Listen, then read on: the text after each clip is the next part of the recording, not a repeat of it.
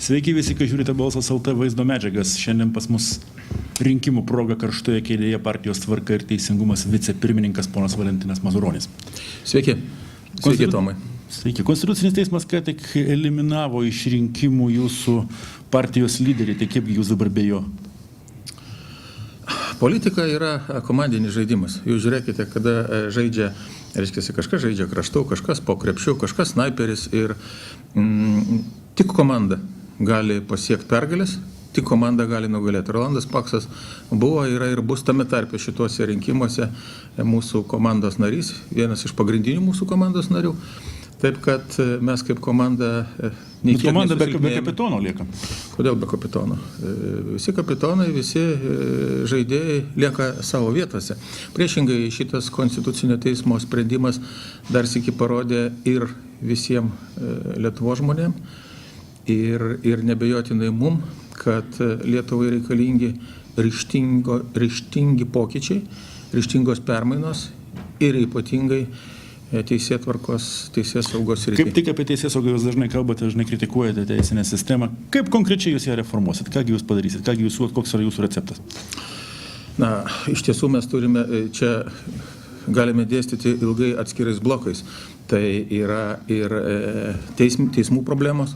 Mes šiandien puikiai žinom, kad teismuose didžioji dalis piliečių neatranda teisingumo ir būtų galbūt logiška, jeigu jų būtų maždaug pusė, kadangi pusė būna patenkinti, kita pusė yra priimami kiti sprendimai, bet nepatenkintų teismais. Kaip jūs tai pakeisit? Iš tiesų, teismai turi būti žymiai atviresni ir žymiai priartėti prie žmonių. Šitoje vietoje turėtų būti ir prisiekusiųjų teismas, šitoje vietoje turėtų būti ir teisėjų aiškus motyvacija ir viešumas, tiek nagrinėjant bylas, tiek skelbiant nuosprendžius ir taip toliau. Kitaip sakant, teismai turi būti kontroliuojami visuomenės, mūsų visų. Tai yra esminis kelias, kurio reikia eiti, jeigu mes kalbam apie teismus. Lietuvoje daugėja pensininkų, visuomenė po truputį sensta, sodros skolos kol kas nemažėja. Kaip jūs ją sumažinsit? Koks jūsų receptas? Sumažinimo receptas yra vienintelis. Reikia padaryti, kad ne iš Lietuvos bėgtų žmonės, kaip bėga dabar, o važiuotų, grįžtų tie patys gabiausi žmonės į Lietuvą ir grįžę čia turėtų darbo vietas. O tai reiškia, mokėtų mokesčius ir būtų galimybė, reiškia, pensininkus išlaikyti ir panašiai. O pačios sodros sistemos jūs neketinat reformuoti kaip nors? Pati sodros sistema, iš esmės sodra kaip po tokia turi likti ir čia iš tiesų kitaip būti negali.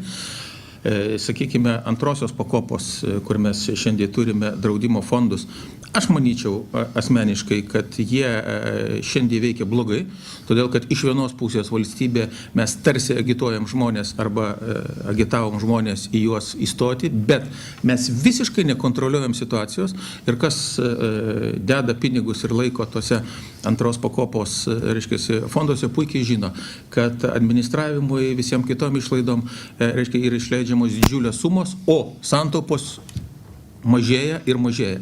Šitoje vietoje turi būti padaryta tvarka. Valstybė, jeigu jinai piliečius kviečia ir tam tikrą prasme laiduoja, jinai privalo šitoje vietoje ir kontroliuoti. Energetika. Ką darysit? Statysite atominę elektrinę ar ne? Energetika turi būti nebejotinai mums visiems naudinga. Jeigu elektrinės statyba bus naudinga mums, mūsų vaikam, mūsų anūkam, ją reikia statyti. Bet šiandien, iš šiandien turimų atsakymų, aš to pasakyti, teikti negaliu. Todėl, kad pagal tą informaciją, kurią šiandien ir tai po kaldrą, po ilgų slapukavimų yra pateikęs tiek ponas Kubilius, tiek ponas Sekmokas, teikti, kad tai bus ne projektas, kurio dėka mes įvelsim į skolas anūkus, vaikus ir kad jis duos mums naudos, teikti argumentų nėra, per mažai. Tai kokia partijos Tvarkos ir Teisingumas energetikos koncepcijos ašis? Konservatorių aišku, tai yra tuomenė elektrinė, jūsų kokia.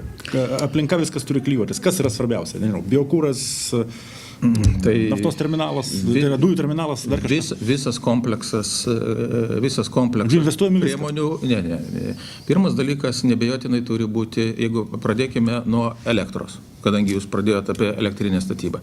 Tai pirmutinis dalykas nebejotinai turi būti jungtis. Tiek Švedija, tiek Lenkija. Lenkijos, kaip žinom, reiškia, stovi, Švedijos lyg ir po trupučiuko juda. Tam, kad mes galėtumėm laisvai pirkti iš keletos šaltinių. Tai yra būtinas dalykas. Kalbant apie dujas, terminalas suskystintų dujų turi būti pastatytas ir mes, mūsų frakcija, balsavom Seime, kad jisai būtų pastatytas, todėl kad tai yra galima alternatyva, nors ten irgi yra daug klausimų, bet nesigilinsim dėl laiko stokos ir daug visų kitų dalykų. Alternatyvi energetika, biokūras, taip. Visos kitos energetikos rūšys tam, kad vystytųsi, taip.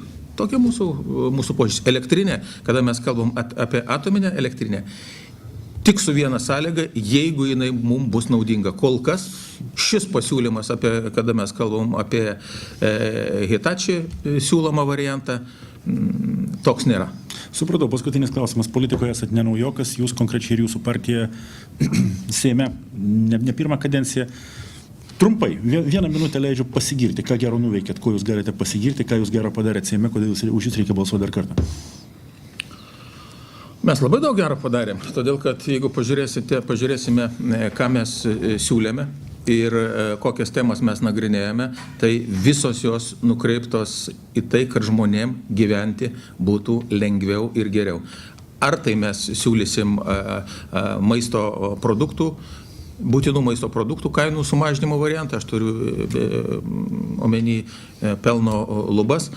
Ar tai mes kalbam apie šilumos ūkio įstatymo siūlymus tam, kad sumažėtų kaina šildymo, ar tai mes kalbam apie vertybinius dalykus, tokius kaip tradicinė šeima, kaip nusikalstamumo mažinimas, tas pats pedofilų kastravimo įstatymas, cheminio kastravimo įstatymas, tam, kad mūsų vaikai vaikščiotų saugus ir taip toliau. Aš tikrai galėčiau pusę valandos vardinti tuos mūsų siūlymus konkrečius, kuriuos mes siūlėme, siekdami to, kad mums visiems, mūsų vaikam, anūkam gyvenimas būtų ir saugesnis, ir geresnis Lietuvoje. Todėl už mus reikia balsuoti be tvarkos, be teisingumo, ko šiandien tragiškai trūksta Lietuvoje. Šiandieninis Konstitucinio teismo sprendimas parodo būtent tai. Gyventojų valstybė bus neįmanoma. Supratom, rinkėjai jums spręsti, ar ponas Mazuronis jūs įtikino. Iki.